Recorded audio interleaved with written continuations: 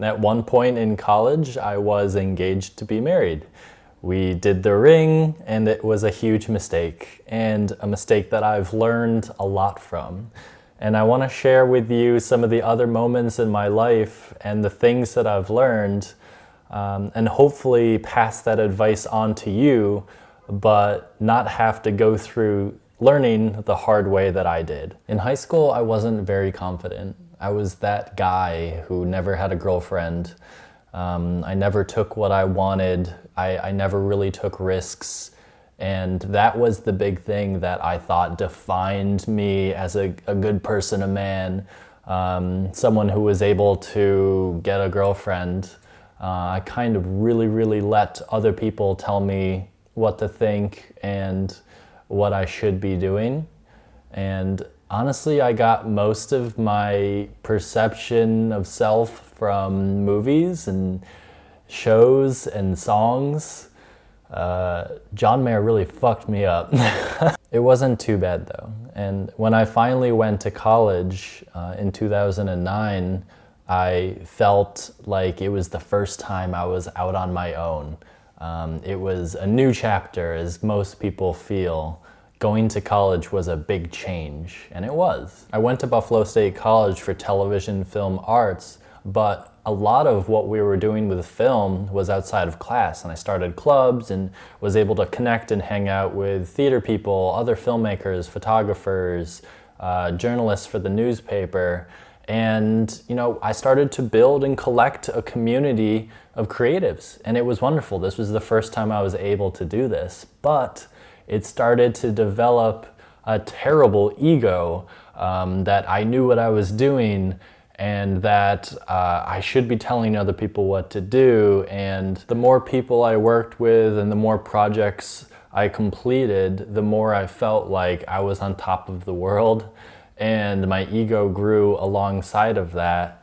And it took a while for me to realize that it's not all about being the best filmmaker or making the best work or I'm the most experienced at this, they should pick me above everyone else.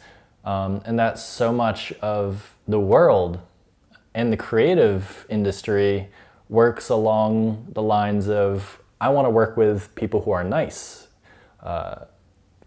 make promises and keep them, people who make me laugh when things are the most stressful. I really neglected the relationship aspect of filmmaking. I met a girl that I would later propose to because things were not healthy. We were both not ready to be in relationships with each other. We were young, naive, and stupid. And for some fucked up reason, we thought that becoming engaged would fix our problems. It was like doubling down. In a way, we just didn't want to accept the fact that things were just not working and we didn't know what we were doing. And the best way to demonstrate that was to just go in deeper and show the world like everything is fine. And it's like the more that you yell, everything is fine, don't worry, everything is fine, more people start to realize that things are not okay, and they were not. I think we had dated for a year, a little more, and then we became engaged and we had plans to move into an apartment together in Buffalo. And I will always remember that day because we were moving my stuff in and then we moved her stuff in. And I had an emotional breakdown. The stress had gotten to me. I think we were both feeling it. And I, the same day, just grabbed my things and just left. And that was the end.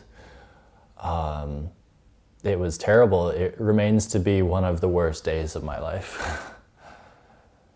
And honestly, it's hard to go back to that city.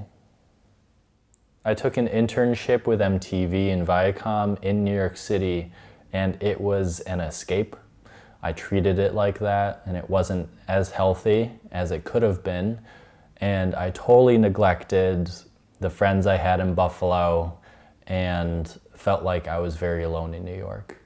but I eventually, when I finished, had to go back to Buffalo to graduate. I became extremely depressed and shut everyone out. I thought everyone was out to get me. I thought no one could help me. I made myself out to be the grand victim of my story. I made myself to be such a victim. It was extremely unhealthy. And I eventually started seeing a therapist, talking through problems, getting some help from family and friends, but it wasn't a good time in my life. I took a leave of absence from college for a semester, but then eventually worked my way through just wrapping up and getting enough credits to graduate. I didn't even go to my graduation. I kind of just wrapped it up as quickly as possible and went back to New York. From my time at college, I learned that I rarely know what I'm doing or what I'm talking about. I learned that asking for help isn't weakness, it's strength. I learned that you cannot hide things from friends and family and the ones you love. I learned that being honest and coming clean is extremely important, especially when it feels the hardest to do so. I learned that you cannot depend on anyone else for your own happiness, and that you cannot love someone until you love yourself.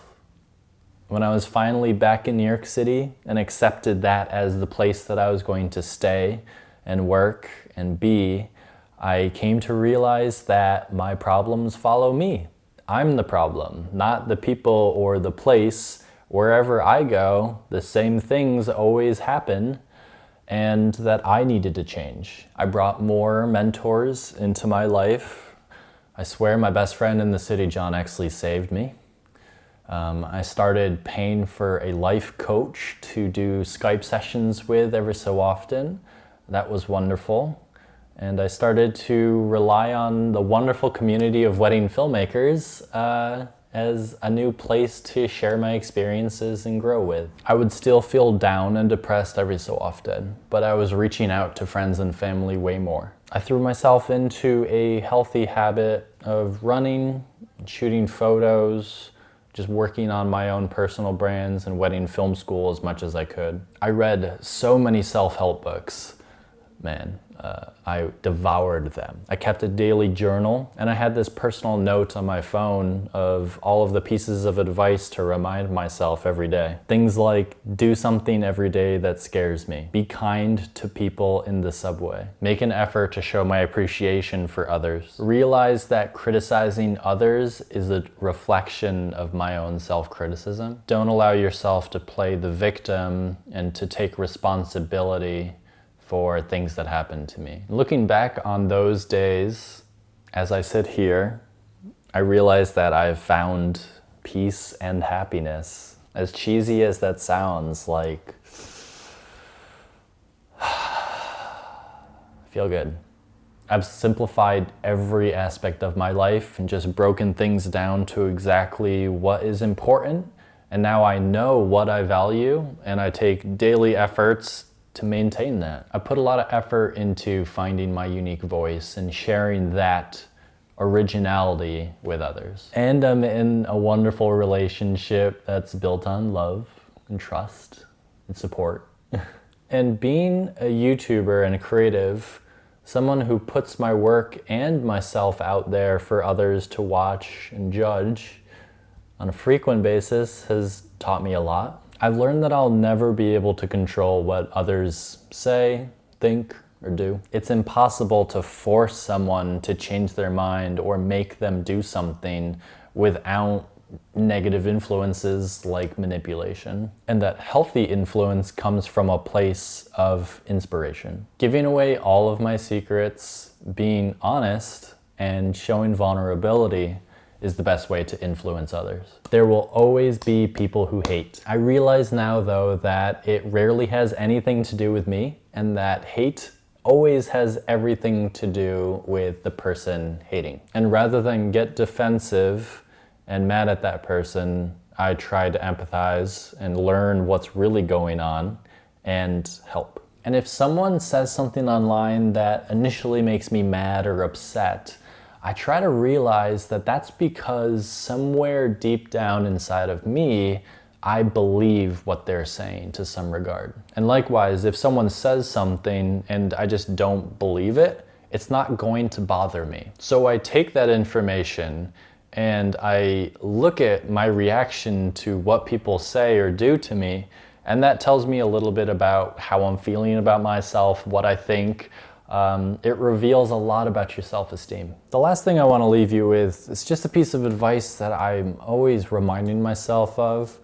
And that, you know, after the hurricanes, the worst, it was the end of the world. Like, how could this happen? Or how can I ever move forward from this? All those things, like, just didn't matter. You know, I'm okay.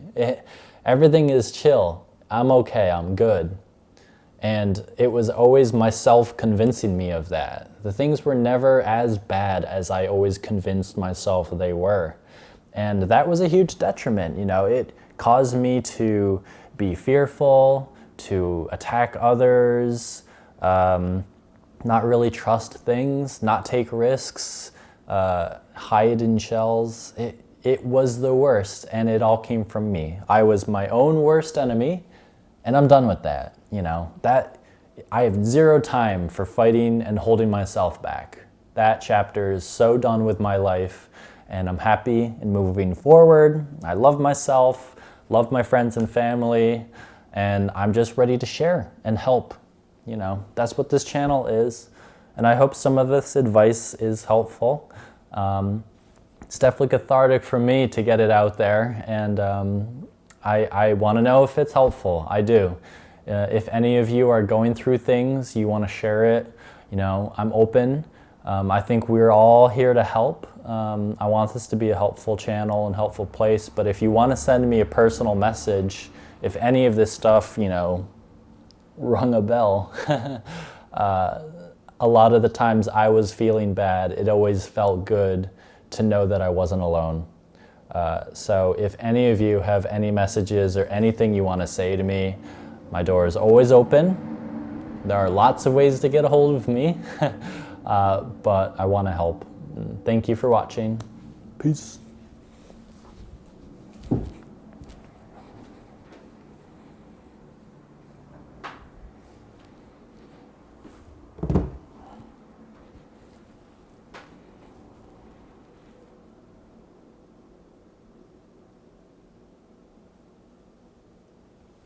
That's the end of the video.